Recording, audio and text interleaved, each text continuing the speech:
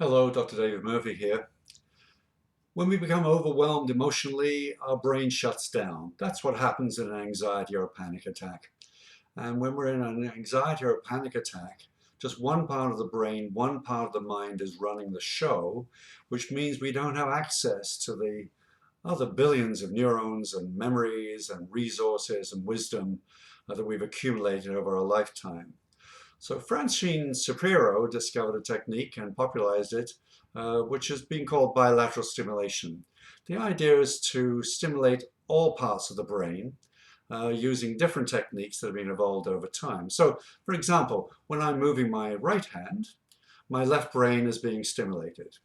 When I move my left hand, my right brain is being stimulated.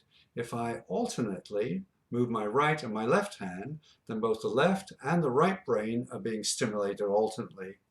What happens then is that many other parts of our brain, many other parts of our mind are then recruited into managing the situation.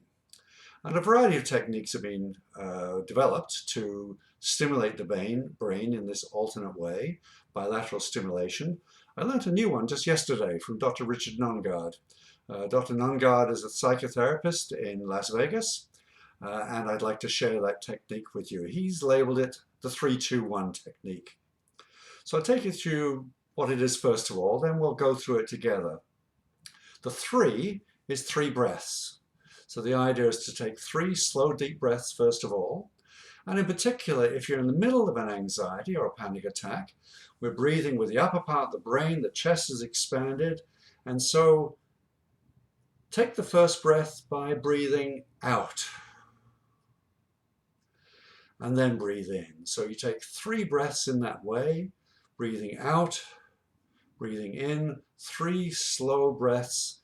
It's likely the first one might be a little bit quicker than the third one if you're in the middle of anxiety or panic attack, but you can gradually slow your breathing down in that way. The 2 is 2 hands. This is the bilateral stimulation. You're going to place your right hand on your left shoulder and your left hand on your right shoulder and give yourself a hug. And also what you can do too is stimulate the opposite sides of the brain by just tapping the top of your shoulder in this way. And so you can do four taps, 1, 2, 3, 4, and then give yourself a hug.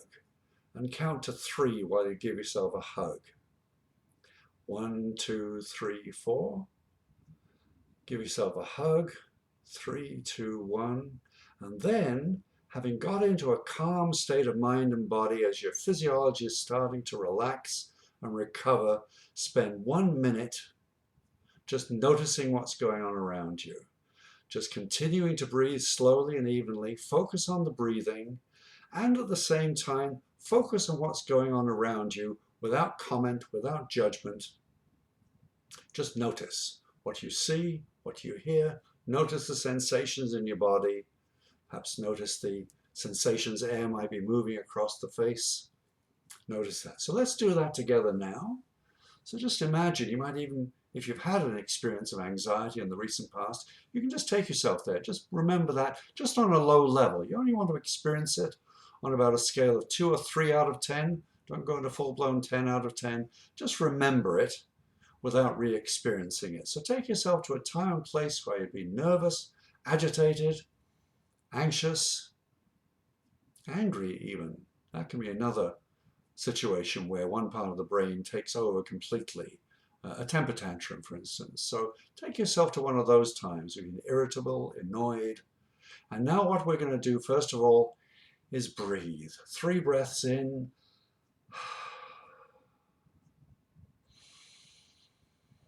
In through the nose. Out through the lips, breathing out through the lips like that slows the breathing down.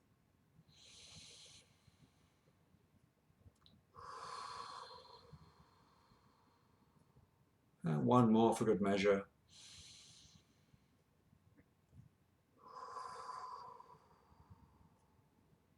Now 2 hands. Just 4 taps. And a hug for 3 seconds.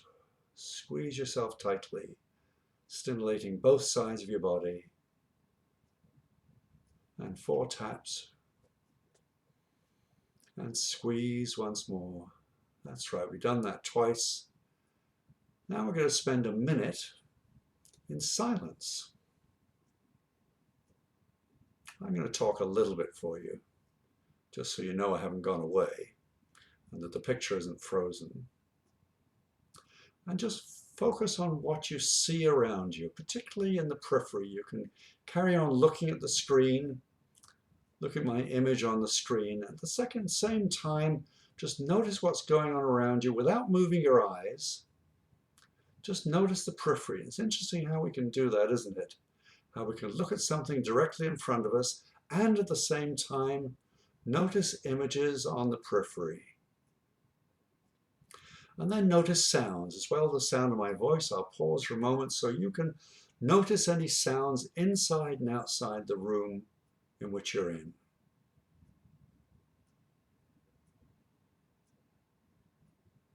I just heard a bird, a red-winged blackbird, chirping outside.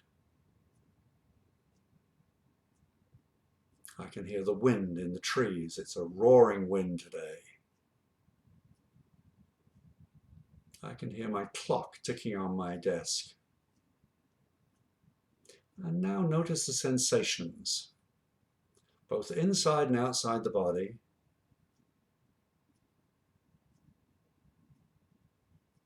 I can notice a slight draft in my office.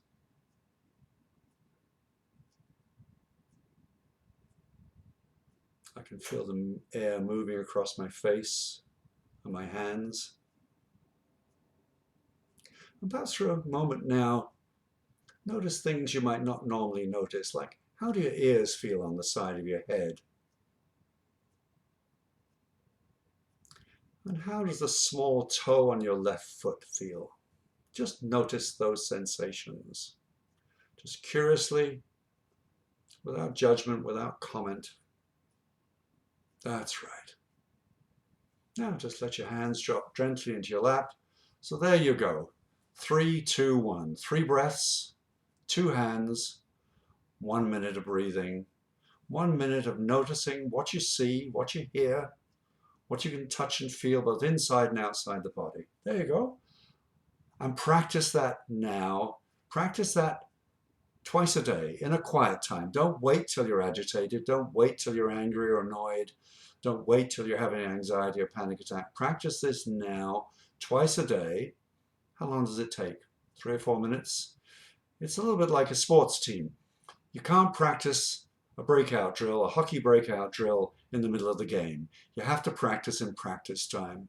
So set yourself up twice a day, 5 minutes of practice time a day.